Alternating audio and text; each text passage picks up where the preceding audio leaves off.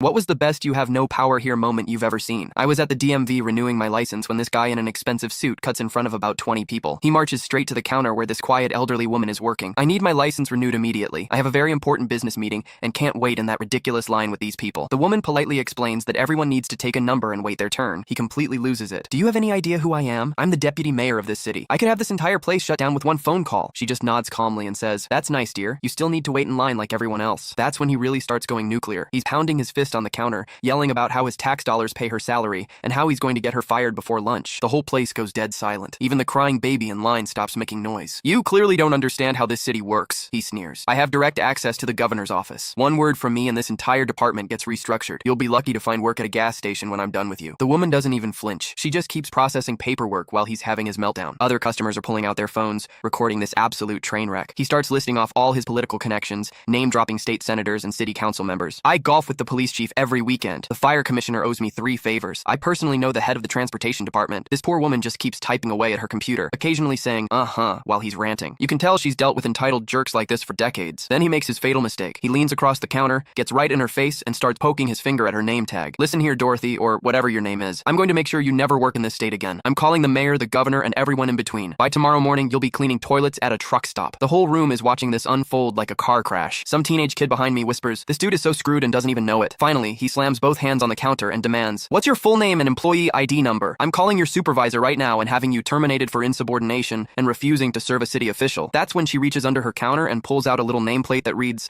"Dorothy Martinez, DMV Regional Director, Southwest Division." Then she stands up and I notice she's wearing a badge that says 30 years of service, another one that says State Employee of the Year 2019, and a third one that says Governor's Excellence Award. "Well, honey," she says in the sweetest voice imaginable, "I am the supervisor. Actually, I'm the supervisor's supervisor's supervisor. And you just threatened a government employee, disrupted operations, caused a public disturbance, and attempted to intimidate staff using false authority." She picks up her phone and dials security. "This is Dorothy. I need 2 officers to escort someone out immediately." Yes, he's the one making all the noise. 2 guards appear like they were waiting in the wings. As they're each grabbing one of his arms, Dorothy isn't done. "Oh, and since you mentioned your political connections, I should let you know that I sit on the city transportation board with Mayor Henderson. We have lunch every month. I'll be sure to mention your behavior today." His face goes from red to completely white as the pieces start clicking together. "Your driver's license is now flagged for behavioral review, which means you can't renew until you complete an anger management course. Your meeting will have to wait. You're banned from all DMV locations statewide for 30 days. As security is dragging him out, he's desperately trying to apologize, but Dorothy just waves goodbye with the biggest smile. Best part? After he left, Dorothy announced that anyone who'd been waiting longer than an hour could skip to the front of the line as an apology for the disruption. She also gave everyone free coffee from the break room. I've never seen someone's entire world collapse so beautifully in under 5 minutes. The deputy mayor resigned 2 weeks later after the video went viral.